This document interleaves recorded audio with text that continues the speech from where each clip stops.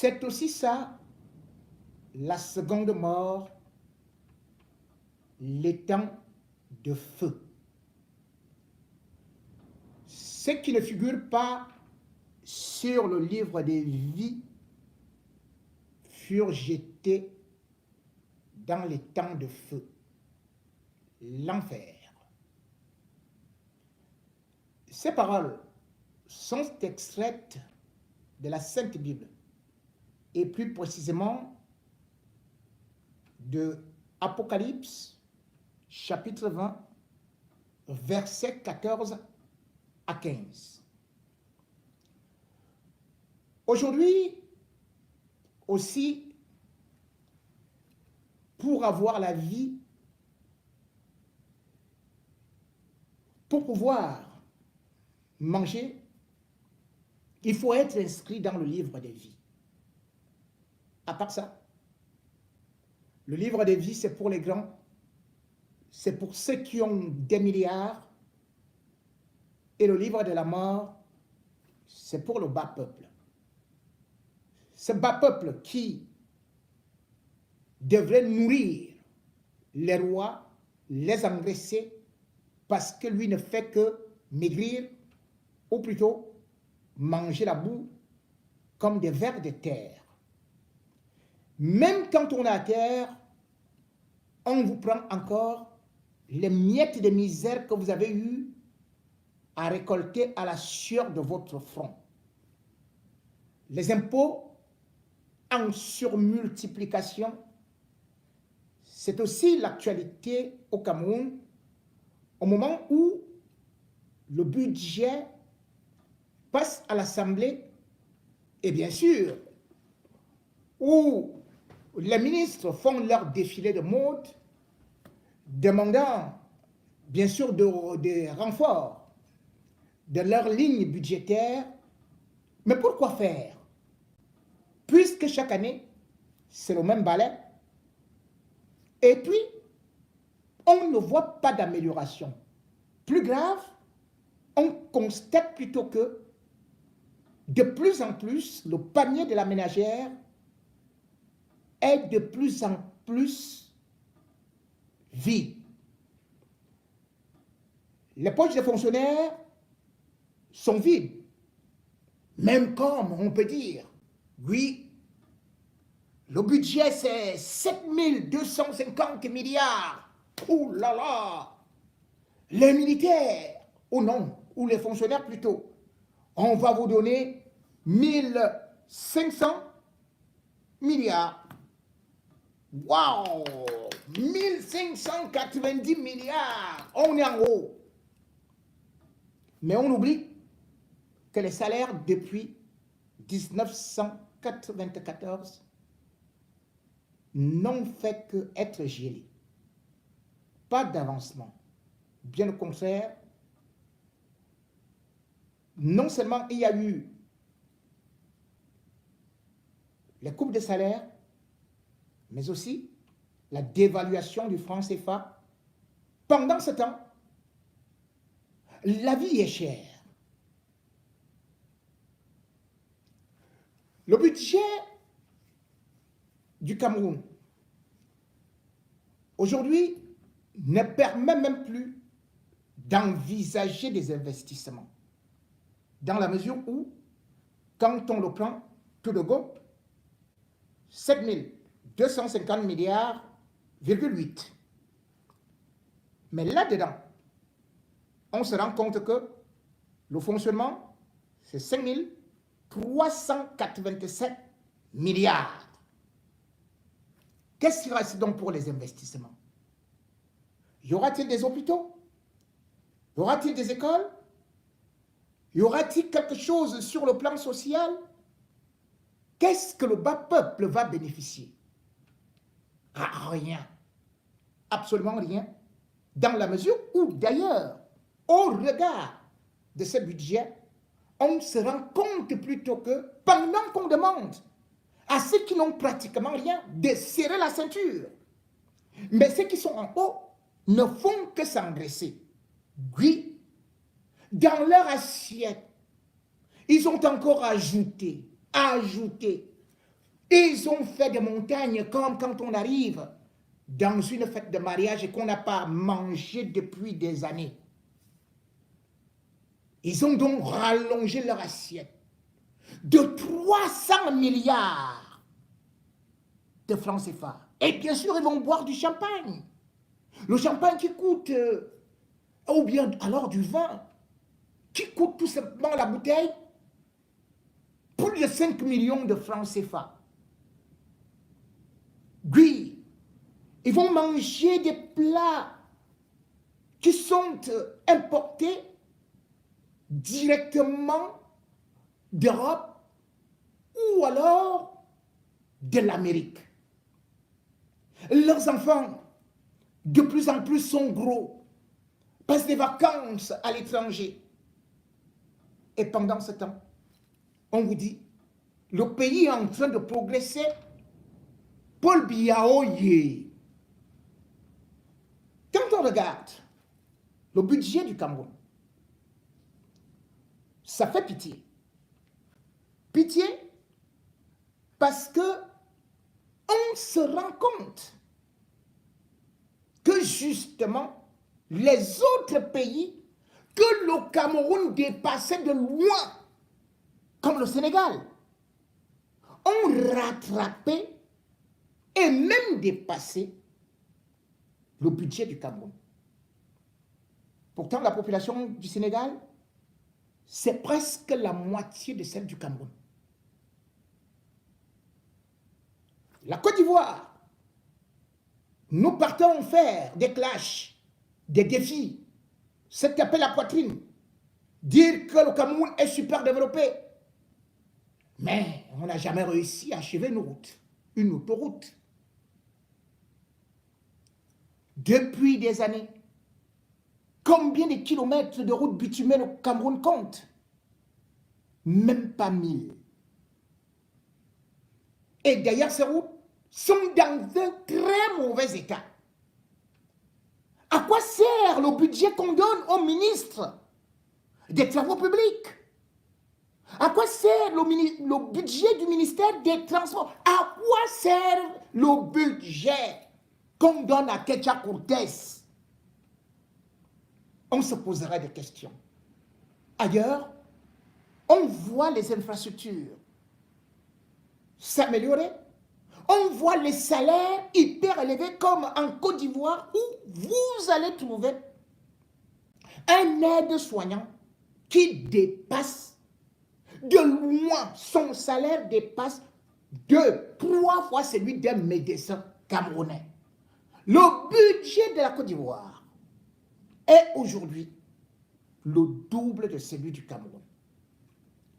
Mesdames et messieurs, je vais vous faire écouter quelqu'un qui parle justement de cette évolution à reculons d'un Cameroun où on se satisfait de peu de choses, on croit qu'on est meilleur, où on se dit qu'on est au paradis et où on se dit qu'on est le continent. Continent de la pauvreté, continent de la misère. Écoutez comment c'est humiliant lorsqu'on compare le budget du Cameroun à celui d'autres pays de l'Afrique francophone qu'on méprisait ou alors qu'on disait tout simplement des valets de la France. Le Cameroun, au point de vue économique, s'est comparé avec le Ghana et la Côte d'Ivoire longtemps, depuis 30-40 ans. C'est avec eux que nous évoluons. De temps en temps, un peu devant, après c'est l'autre. Et le Sénégal était loin derrière nous. Le Sénégal, loin derrière le Cameroun, loin derrière. Mais il se trouve que pour l'année 2025, le budget de la Côte d'Ivoire, c'est le double du budget du Cameroun. Mais où va-t-on? Vous entendez? Le budget de la Côte d'Ivoire, nous on est à 7 000, on a déclaré combien pour 2025? 7 000 milliards, 7 000 quelques. La Côte d'Ivoire a 13 000 milliards. Et tenez-vous tranquille, le Sénégal, ce budget pour 2025, c'est 7 900. Et le Cameroun, 7 400. C'est humiliant. ne sais pas si vous le sentez comme moi, parce que le Cameroun a la forêt, a le Sahel, et peut cultiver toutes sortes de nourriture. Ce qui est difficile au Sénégal, parce qu'ils n'ont pas, à part la Casamance, ils n'ont pas de forêt au Sénégal. Et pour cultiver la nourriture, ils sont obligés d'irriguer le long des fleuves. Donc pendant longtemps, nous, on savait que nous dépassons le Sénégal. Mais au fil des années, durant les 7 dernières années, au cours des 7 dernières années, la Côte d'Ivoire a doublé par rapport au Cameroun. Et le Sénégal nous a rattrapé. Je vous dis, c'est humiliant. C'est humiliant. N'empêche qu'on a des ressources minières, par exemple, et la question est de savoir si les retombées de ces ressources qui commencent à être véritablement exploitées sont visibles. Bon. Est-ce que ça a un impact Bon. dans notre économie? Qu'est-ce qui fait que le Sénégal a sauté d'un bond? C'est parce qu'ils ont commencé, ils projettent donc déjà dans leur budget de l'année prochaine l'entrée en fonction des champs pétroliers de gaz qu'ils appellent GTA, Grande Tortue, quelque chose comme ça, en partage avec la Mauritanie. Donc ça fait un bond, un sursaut à leur budget. Mais nous avons eu ça il y a longtemps. Nous avons eu ça il y a longtemps. Position. La Côte d'Ivoire aussi, elle a fait dans le club des hydrocarbures, je crois vers 2011-2012, et produit du gaz, ce qui lui a permis d'avoir aussi un sursaut. Hein? Mais nous, notre position, on devait maintenir. Alors, donc je vous ai dit que c'est humiliant que la Côte d'Ivoire, son budget soit le double du Cameroun. Et c'est humiliant que le Sénégal nous dépasse. Et maintenant, je vais vous dire ce qui est inquiétant. Je vous ai dit tout à l'heure que la France emprunte à un taux qui est plus élevé que l'Allemagne et la Grèce. Mais laissez-moi vous dire que le Cameroun emprunte à un taux qui est plus élevé que la Côte d'Ivoire. Nous sommes en novembre, au mois de mars, on a mis dans toute la presse camerounaise de façon triomphale. Triomphale. Oh, nous avons souscrit à Rothschild ou Lazare, je ne sais pas, 533 milliards CFA au taux de 10,75%. C'est un triomphe. 10,75% que le Cameroun emprunte. Mais la Côte d'Ivoire, à la même période, a emprunté le triple, le volume du triple, à 5,5%. C'est humiliant, c'est inquiétant. Parce qu'un pays qui était censé être notre jumeau, il emprunte à 5,5% et le Cameroun emprunte à 10,75%. C'est inquiétant. Ce chiffre-là, c'est un indicateur de faillite. Indicateur de faillite. Le Cameroun est presque en faillite et pourtant, nous avons des matières premières. Chaque jour, on voit comment est-ce que les grands camions quittent de l'Est et de partout avec notre bois.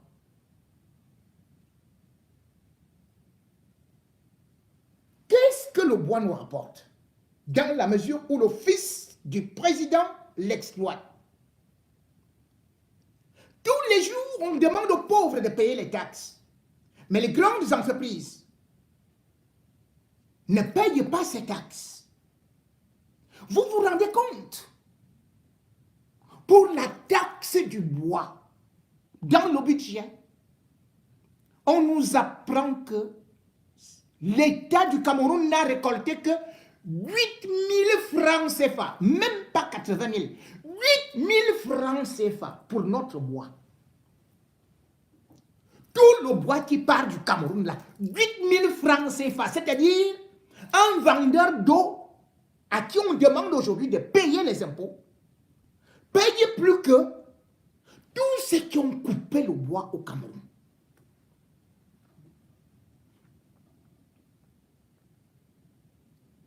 Et ce n'est pas tout.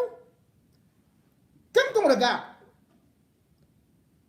un autre secteur qui fonctionne au Cameroun, parce qu'on veut faire croire aux Camerounais que la chance, les milliards viennent comme ça. Et d'ailleurs, c'est pour ça que les entreprises d'escroquerie viennent toujours s'installer au Cameroun On va multiplier de l'argent, on va faire les jeux de hasard, on crée ça à gauche et à droite. Allez, vous allez tenter votre chance. En fin de compte, non seulement on y perd de l'argent, et ces gens-là s'en vont avec la complicité des autorités camerounaises. Où est l'IEPLIMAL, par exemple? Où est l'OMIDA? Où sont toutes ces sociétés de paris sportifs? Combien payent ces sociétés? On nous apprend dans la nouvelle loi des finances que les jeux de hasard ont payé les taxes dans tout le Cameroun pour 18 430 francs. Vous avez bien entendu. 18 430 francs CFA.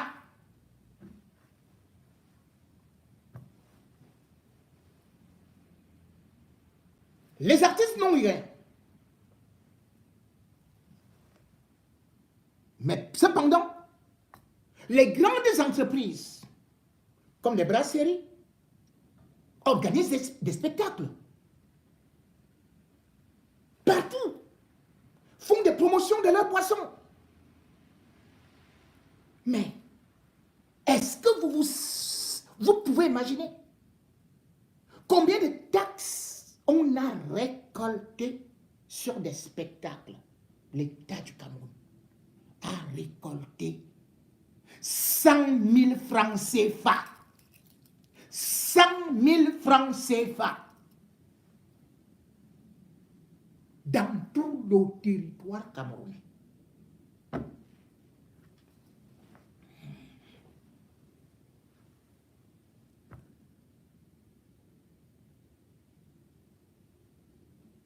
Il y a une taxe qui s'appelle inspection sanitaire. Vous vous rendez compte? Cela veut dire que là où on élève les porcs, les poulets, les bœufs, bref, tout ça là,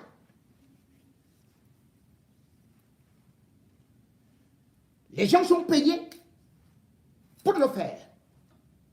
Et pendant toute une année, même la viande importée, les poulets importés, les taxes qui ont été prélevées par l'État du Cameroun s'élèvent à 265 000 francs CFA pendant un an. Pendant ce temps, le ventru, joufflu, fessu, maflu de Louis-Paul Motazé dit aux Camerounais, il faut faire le régime. Vous devez maintenant déclarer vos revenus. Même les coqs doivent maintenant déclarer les revenus. On vous dit que si votre coq dépasse tout simplement 185 grammes, ça y est, il doit payer les taxes. Vous partez comme vous aimez aller à côté là, à l'auberge là. Mais une sieste, une pause, boum, les tapes dans la main. Oh, 1000 francs, 2000 francs, 4000 francs, 5000 francs, 10 000 francs. Voilà comment ça fonctionne maintenant. Vous avez donc, comme j'ai dit, dans ce document, la taxe de séjour.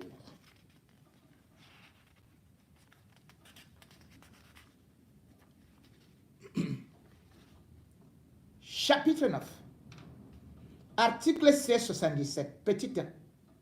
Il est institué une taxe de séjour assise sur les nuitées passées dans les établissements d'hébergement classés ou non.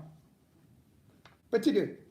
La taxe de séjour est due par la personne hébergée et est collectée par l'établissement d'hébergement, à savoir les hôtels, motels, auberges et les résidences hôtels meublés.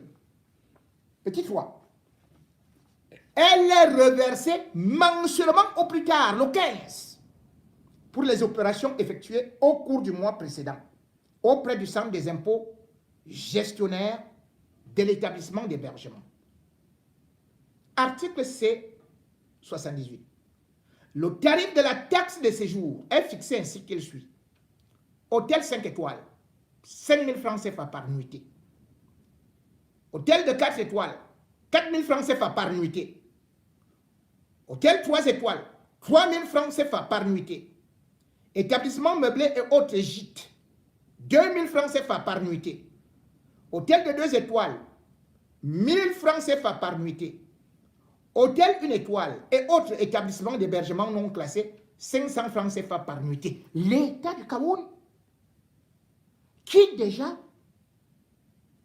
doit contrôler les banselam, les mototaximans, va donc passer la nuit à voir le type là. Tu vas dormir avec qui? Le Ndjangi, mets ça ici, dans l'assiette. C'est ça. Le produit de la taxe de séjour est affecté ainsi qu'elle suit. État, 45%. Compte d'affectation spéciale pour le soutien et développement des activités de tourisme et de loisirs, 35%. Commune du lieu de situation de l'hébergement, 20%. Merci.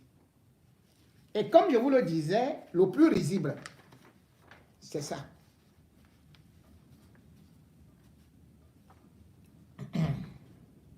Projet de loi numéro 2074 portant machin, tout. Alors ici, j'ai l'annexe du titre 2. Annexe 1. Liste des biens de première nécessité exonérés de TVA. Là, c'est exonéré, hein. Il ne paie pas la TVA. Coq et poules vivants, des espèces domestiques d'un poids n'excédant pas 185 grammes. Maman. Donc l'État va se balader. Vous trouvez au marché de Mbogumbi ou au marché central avec votre poulet. L'État dit, viens, on pèse d'abord le kilo, le poulet là. Si le poulet là dépasse, si c'est 186 grammes, boum, on vous confisque le poulet.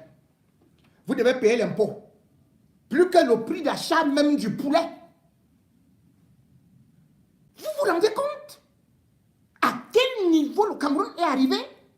Ils vont contrôler les poulets. Les canards. Donc ils vont se balader comme ça, avec la balance. Ils te croisent quelque part. Stop. On va contrôler. Ils vont même entrer dans les cuisines. Madame, enlevez la marmite là du feu. Sortez les morceaux de poulet. 1, 2, 3, 4, 5. Non, ici, il manque la tête. Remets la tête. Le gésier, mets le gésier. Les pattes, oui, ajoute. Oui, on prend la balance. Allez, on pèse.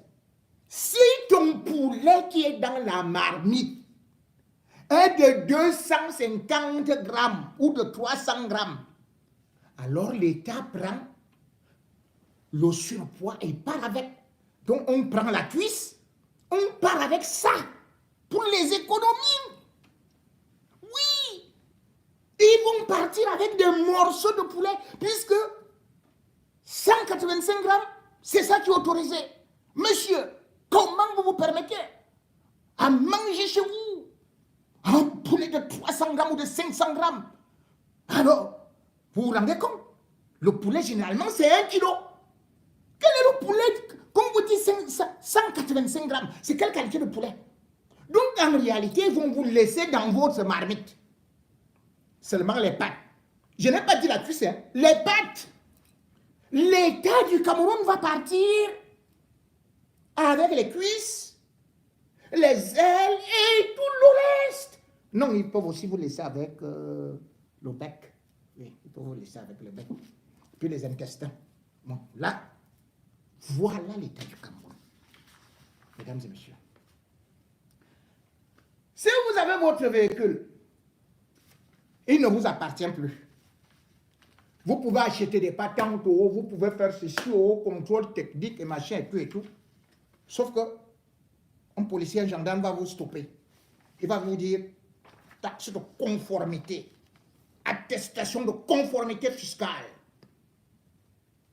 À compter du 1er janvier. Ici, c'est la Direction générale des impôts qui le dit. Hein. À compter du 1er janvier 2025, tout propriétaire de véhicule doit présenter aux agents de contrôle routier l'attestation de conformité fiscale. Le défaut de présentation de ce document entraîne une sanction fiscale. La mise en fourrière du véhicule. Chers propriétaires, vos pièces de véhicule devront désormais comporter l'ACF, c'est-à-dire attestation de conformité fiscale. Sa durée de validité est de 3 mois. Pour éviter la sanction fiscale, le propriétaire doit remplir toutes les obligations fiscales suivantes. 1. Immatriculation fiscale. Il s'agit d'obtenir un numéro d'identifiant unique. Vous obtiendrez une attestation d'immatriculation fiscale. Déclaration des impôts et taxes. Il s'agit des vignettes, automobiles, droits de timbre, impôts sur les revenus, etc. Eux-mêmes ils disent etc. Eux-mêmes ils ne savent plus combien de pièces il qu'il faut. Vous obtiendrez un avis d'imposition. Paiement des impôts et taxes. Il s'agit de régler par Orange Money ou Mobile Money tous les impôts et taxes déclarés. Vous obtiendrez une quittance de paiement. Le respect de ces obligations permet au propriétaire de demander et obtenir en ligne, via son compte individuel à la DGI, une ACF. Pour vos besoins d'assistance fiscale, bien vouloir me contacter. Contactez le type là. Au numéro WhatsApp tel. Il s'appelle Djoko Fosso Gabriel. C'est lui l'État du Cameroun. C'est lui qu'il faut contacter. C'est bien. Voilà donc un pays qui se dit continent, qui est maintenant derrière les poules, les poussins, pour les impôts. Voilà donc un pays où on demande au coq. Attendez, on y va. Écoutez bien. Il faut savoir qu'il y a des taxes qui ont été augmentées. L'autre jour, dimanche, on a parlé avec votre confrère du Val-Fangwa, la taxe sur les coques. Donc, chaque coque va payer, on va quitter de 250 francs à 1000 francs, ce que l'État va prélever sur les coques. Ça veut dire que tu as ton coq, tu veux vendre ça en Bogada, au marché de Bogada, l'État vient prélever 1000 francs sur le coq que tu as vendu. Vous voyez qu'il y a des incongruités, il y a une intention réelle de harceler davantage le pauvre citoyen. Il y a également le fait qu'on ne se projette. Ok. Vous avez donc suivi. Le Cameroun est le premier pays au monde à inventer l'impôt du coq, la taxe du coq. L'année prochaine, ce sera la taxe de la poule. Et puis, ce sera la taxe du poulet, du poussin. C'est bien. Nous sommes arrivés à un niveau où les gens, aujourd'hui, n'en peuvent plus. Ils avaient un espoir que la situation allait s'arranger. Mais plus le régime Biya dure au pouvoir, plus ça va mal. Et dans tout ça, Paul Biya est considéré comme Dieu au Cameroun. Personne ne peut le remplacer. Mais si on fait le bilan de Paul Biya, que retiendra-t-on? Oui, le roi qui a affamé son peuple. Que retiendra-t-on? Le bâtisseur qui n'a jamais rien bâti, qui n'a achevé aucune œuvre. Que retiendra-t-on? C'est qu'aujourd'hui, même dans le pays organisateur, on le critique. S'il fallait noter Paul Biya, même comme nos agrégés ne savent que venir me noter. Eh bien, Paul Biya, au regard des critiques du professeur Abba Yono, serait donc cet élève de la France qui a double 0 sur 20. Double 0 en économie, double 0 en développement, double 0 rond dans ce que lui-même, il avait annoncé les grandes réalisations. L'argent des impôts, l'argent qu'on prélève, c'est pour rendre le pays plus beau. C'est pour permettre, bien évidemment, qu'il y ait des services sociaux. C'est pour permettre le développement des infrastructures. Mais qu'est-ce que Paul Biya a fait des impôts? De nos impôts.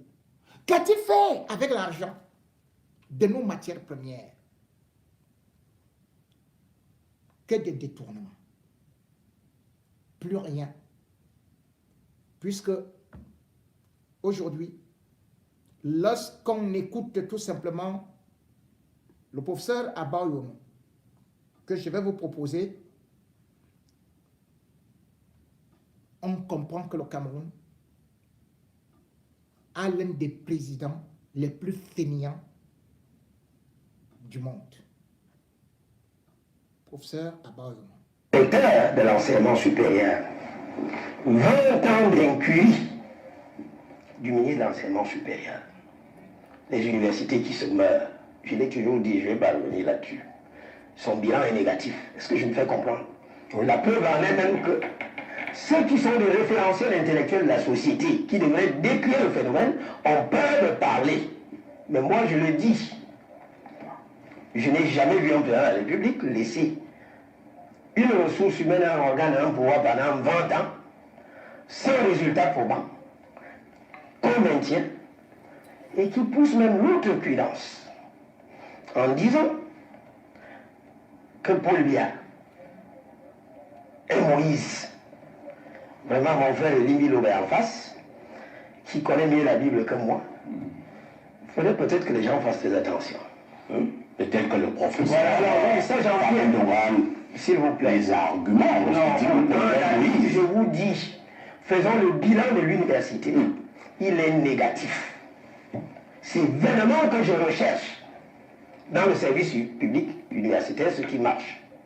Alors tout ce qui intéresse Femme Ndongo, c'est nous parler de Moïse. Je vais le renvoyer aux Saintes Écritures. Exode 3, versets 7 à 9. L'appel adressé à Moïse par Dieu, qui lui demandait d'aller sauver le peuple israélien de la servitude égyptienne. Ma question, une double interrogation se pose. Paul Biya est-il un appelé de Dieu? J'ai dit non. 2. A-t-il accompli sa mission? J'ai dit non. Et je vais le démontrer tout à l'heure. Donc je dis, il ne faudrait pas pousser l'outrecuidance plus loin. On va même au livre de Nombres, chapitre 20, de 9 à 11, là où Moïse a raté sa mission. C'est justement la raison pour laquelle Dieu l'a substitué à Jacob. Donc pour vous dire que nous maîtrisons la Bible, qu'on voit par la Bible au tort d'hasard. Pour me résumer, plutôt que de donner un coup de pouce au service public universitaire, vous venez chanter les louanges d'un individu, en clamant même haut et fort qu'il n'y a pas Dieu, il est le seul. Vous ne servez pas la cause de celui qui vous a nommé. Et comme je le dis souvent, Paul Biya finira par partir. Et ces gens vont le relier. 1. 2. Je vais dans le secteur de la santé publique. J'ai eu le bonheur, pour ce et moi, nous avons commencé à enseigner très jeune, et nous avons une cuvée d'étudiants. Il y a un qui est ministre, le ministre de la Santé. Moi, j'ai personnellement assuré la direction du mémoire de maîtrise. Alors, quand le ministre de la Santé, dans une sortie télévisée, dit que nos plateaux techniques n'ont rien à envier à l'hôpital américain de Ney, à ce qui se passe aux États-Unis. Je me dis, vraiment, est-ce que nous vivons dans le même Cameroun? Et je comprends pourquoi un jeune de son âge demande encore à ce que Paul Biya se représente, comme ce que j'ai lu dans la Légué dernièrement. Hein? Appel à candidature à Paul Biya en 2025. Et on est là. Allez à la place des fêtes de Kola. Vous allez voir cette banderole. Je me demande si vraiment nous avons affaire à des Camerounais. Alors, si c'est le ministre de la Santé qui le dit, si c'est le ministre de la Santé qui le dit, puisque c'est lui et qui est le patron de la santé, entre guillemets, au Cameroun, certainement il sait pourquoi il le dit. Parfait, ici nous allons tous dans les hôpitaux. Moi je vais vous dire, il y a des gens qui meurent aux hôpitaux faute de plateau technique adéquat. De quoi est-ce qu'ils parlent? Toi, est-ce que le ministre ment? Je continue. Je dis bien, parfait, ici quand je parle, j'ai pas l'eau dans la bouche. Je dis que ces ministres ont une énorme responsabilité historique. Parce que le moment venu, il y aura la reddition des comptes. Que les gens ne pensent pas que ça va s'arrêter là. Je l'ai toujours dit sur les plateaux de télévision. Le moment venu, les gens vont rendre des comptes. On est momentanément fort. Parce que ceux qui sont momentanément faibles, avec la théorie de la circulation des élites, vont émerger et vont demander des comptes. Je prends un troisième exemple. Avant de crever directement l'abcès. Je suis un agriculteur de cacao, puisque je suis du sud. J'ai des hectares et des hectares, des dizaines. Je me souviens de ce communiqué de presse du ministre du Commerce, qui est également là depuis 20 ans, mon Dieu, pour quel résultat? Avec l'inflation galopante, on ne maîtrise même plus les prix sur le marché, les salaires n'augmentent pas, qui a déclaré dans ce communiqué du 12 septembre 2024 que le prix du cacao désormais était de 5200 francs. Ce n'est pas ce qui se passe sur le terrain. Donc on peut vous dire que ces collaborateurs ont une énorme responsabilité. Mais pour moi, c'est l'accessoire, comme je dirais au passage, dans le discours de l'hymne ancienne. Le président de l'Assemblée nationale, il est là depuis quand même, depuis 1972. Tout ce qui l'intéresse dans ses discours et autres et tout, oui. Paul Biya, l'homme providentiel que Dieu nous a donné. Ce n'est pas ce qu'on demande, ce n'est pas ce que le chef de l'État demande à ses collaborateurs. Je me pose bien la question de savoir si l'on a conscience de la souffrance des Camerounais. Les gens ont des difficultés à se soigner. On a parlé de Léo tout à l'heure. Moi-même à soi, je fais cours sans énergie électrique. Imaginez sans Nico ce que ça Vous produit. êtes obligé de crier. Je suis obligé de crier. Regardez au niveau de la poste centrale. Vous avez des nids de poules de près de 50 cm, même en pleine capitale. Mais c'est extrêmement dangereux. Moi, on dit qu'il n'y a pas de nid de poule. Hein? Maintenant, pour moi, je vais vous dire, ma réponse sera d'une irréprochable clarté. Je vais droit au but. Allons-y. Le principal... Écoutez. Moi, je suis juriste. Et je suis accroché à l'idée de l'objectivation de la responsabilité. C'est un boulot qui parle. Vas-y, Le professeur. principal responsable du drame camerounais, c'est le président de la République. C'est lui le problème du problème camerounais. Pourquoi est-ce que je le dis? Mettons en cohérence le discours politique qu'il s'est délibérément fixé et ce que dit la Constitution. Dans son discours d'investiture en 1982, que nous allons exhumer, lorsqu'il a accédé au pouvoir, ça, ce discours, tout le monde peut l'avoir. Dans une première partie, il a passé tout son temps à magnifier Le président Abidjo. le président Aïdjo et tout ce qu'il a laissé. Il faudrait que les comptes prennent les Camerounais. Vous avez encore quand même des gens qui sont intelligents dans ce pays. Et après avoir magnifié le discours du président Aïdjo, voilà ce qu'il dit in extenso. Voilà ce qu'il dit in extenso. Je cite. J'entends alors m'acquitter de ce devoir sacré que m'impose la Constitution, à savoir veiller à son respect. Mon illustre prédécesseur n'a jamais failli à ce devoir. Je n'y faillirai point. Nous sommes les historiens du droit. C'est Paul Biya même qui le dit. Personne ne l'avait arrêté. Et je suppose qu'à l'époque, c'est lui-même qui avait écrit ce nom. Mon frère Limbi Loubet, ou mon petit frère Bérou, allez-y un peu. L'article 5 de la Constitution. Voilà.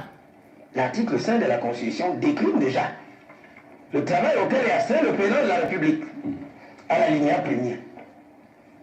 Paul lui a dit qu'il ne faillira jamais. Je vais vous démontrer qu'il a failli. Laissez un peu de côté ses collaborateurs. Hein? On est d'accord que la troupe est à l'image du chef. Tout à fait. La troupe est à l'image du chef. La troupe est à l'image voilà du ce que chef. dit l'article 5, alinéa 1er de la Constitution. Le président de la République est le chef de l'État. Vous savez ce que c'est un chef dans nos sociétés? Dites-nous. C'est celui qui est présent, que l'on voit, qui est au contact des populations et qui résout les problèmes. Question, où est Paul Biya? Moi, je ne le vois pas. Le président au Cameroun. S'il vous plaît, pas faire bon, ici. Moi, je vous parle de moi. Oh, non. Je sais qu'il est au Cameroun. Mais moi, je ne le vois pas. Il travaille. Je ne le vois pas. Vous êtes là quand il travaille? À l'hôtel. Vous le voyez? Ça se ressemble. Vous voyez un peu partout, s'il vous plaît. Ça, c'est ce qu'on appelle, les anglo-saxons appellent les outputs. C'est-à-dire le résultat final. Savez-vous ce qui se passe avant? Le président de la République, je ne le vois pas. Il n'est pas au contact des populations. La souffrance est au quotidien. On ne le voit pas au four et au moulin. Mais le chef, il est où? Un chef n'est pas évanescent. Un chef est là présent. Nous voyons comment il résout les problèmes. Allons-y à la linéa 2. Il veille au respect de la Constitution. Je vais vous démontrer par 2 moyens que le président de la République est le premier fossoyeur de la Constitution. Déjà de 1, il s'attribue le travail du Parlement. De 2, il n'a aucun respect pour la décision de justice suprême. Vous avez quelques... Je vais en venir. 1, il fait le travail du Parlement. Oui. Voilà ce que dit l'article 26 de la Constitution. C'est le Parlement qui est chargé de dicter la loi. Est-ce que je vous fais comprendre? C'est le Parlement qui est chargé de dicter la loi. Vous savez ce qui se passe? Je vais vous dire, j'étais empavé dans la mare. Au Cameroun, nous n'avons pas de loi. Prenez nos textes. Après l'achèvement du travail parlementaire, ces textes sont signés par le président de la République. Mais la signature permet d'identifier l'auteur de l'acte. En signant ce qu'on appelle la loi, mais soyons sérieux. Ça veut dire que même le code de procédure par le code pénal qui sert à mettre les gens en prison, c'est sur la base des textes juridiquement inexistants. Vous savez, dans les pays normaux, ce qui se passe. L'article 27 de notre Constitution a fixé le mécanisme. Les matières autres que celles qui relèvent du domaine de la loi ressortissent au pouvoir réglementaire. Mais il y a un décret de promulgation de loi. Promulguer la loi par voie de décret et non signé. Vous n'êtes pas l'auteur. Moi, parfait, ici, je ne peux pas signer un arrêt, ni un jugement. C'est pas possible. Je ne peux pas signer une loi. Je ne suis pas parlementaire. Tout ce que je peux faire avec mon bic rouge, c'est attribuer la note à un étudiant. Le président de la République n'est pas législateur. Il s'attribue le travail du Parlement. Il y a même pire. L'article 28 de la Constitution lui donne certes le pouvoir d'intervenir dans le domaine législatif par voie d'ordonnance. Vous savez ce qui se passe? Nous. Il y a 2 conditions. Cette intervention intervient, permettez la tautologie sur des objets bien déterminés et dans un temps limité.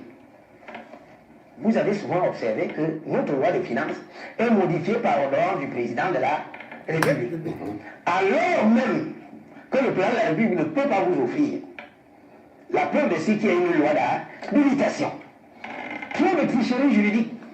Allez, in fine, dans la loi de finances, vous verrez qu'il y a toujours un article, un loup dans la bergerie, qui permet au président de la République de faire. Non, c'est pas comme ça que ça se passe. Très bien. De 2, parfait ici. Oui, nous allons chuter. En 2002, le nouveau règlement de l'Assemblée nationale est adapté. Grâce au crible, à l'époque de la Cour suprême, agissant en lieu du Conseil constitutionnel qui n'avait pas été mis en place. La procédure de validation des mandats avait été déclarée non conforme à la Constitution. Est-ce que je me fais comprendre parfait ici? Elle avait été déclarée non conforme à la Constitution. Et l'article 50, alinéa 2 de la Constitution dispose que lorsqu'une loi est déclarée non conforme à la Constitution, elle ne peut faire l'objet ni de promulgation, encore moins d'application. Mais je vous assure que Paul Biya a promulgué cette loi, alors même qu'elle avait été invalidée par la Constitution. Comme pour dire quoi? Il a failli à son obligation de respect de la Constitution. Voilà là où je le prends. Et je prends un dernier exemple, vraiment assez symptomatique de ce pays, sauf à me dire que la Constitution est un chiffon de papier. La Constitution est le doigt vert qui lie l'action du président de la République. Il fait le travail du Parlement. Il ne respecte pas les décisions de justice. Et vous allez me dire qu'il n'est pas responsable? Allons-y à l'article 5 de la Constitution pour chuter, parce qu'il y a beaucoup à dire. Voilà ce que dit le Constitution. Le président de la République est élu de la nation tout entière. Ça veut dire que même ceux qui ne lui ont pas octroyé ses suffrages, quand il est élu notre président, on le lui accorde. Mais le Constitution dit, il incarne l'unité nationale. Parfait ici. Dites-moi, le Cameroun est-il un pays uni dans ses composantes sociologiques? Mais le tribalisme a repris des plus belles. Voilà. Le tribalisme a repris des plus belles.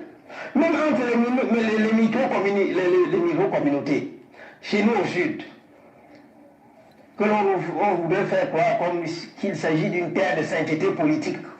Le sud. C'est-à-dire qu'il y aurait une correspondance absolue entre le sudiste et le RDPC, pourvu quand vous tenez un discours discordant, vous êtes un pestiféré. Moi, je l'ai dit, je ne suis pas du RDPC, et je n'entends jamais y être. Je préfère conserver ma posture de libre penseur. Très bien. Pour ceux qui fustigent même Je suis ton professeur. le RDPC, Oui. stigmatisé. Regardez ce qui se passe au plan macro avec la guerre au Mozo, les compatriotes anglophones. La paix n'est pas synonyme d'absence de guerre. La véritable paix est ce que l'on a dans les cœurs. Comme pour dire, pour chuter, il y a beaucoup à dire. Oui. Le Cameroun est une société fragmentée et fracassée. Le tribalisme a repris des plus belles. Le vivre ensemble, c'est un slogan politique que l'on veut forcer dans les esprits alors que la réalité est haute. Et je termine en disant, je n'y faillirai point. Voilà ce que la Constitution lui demande de faire. Le résultat, c'est lequel? Il a failli. Et de ce point de vue, je conclus, le principal responsable du drame camerounais, c'est le président de la République. Tout à l'heure que je ne vois C'est pas. compris. C'est bon. Les problèmes du Cameroun, c'est donc, comme le dit l'adage, le proverbe africain, le poisson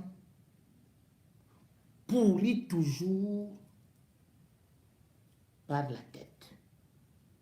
Paul Biya, c'est lui qui a pourri le Cameroun.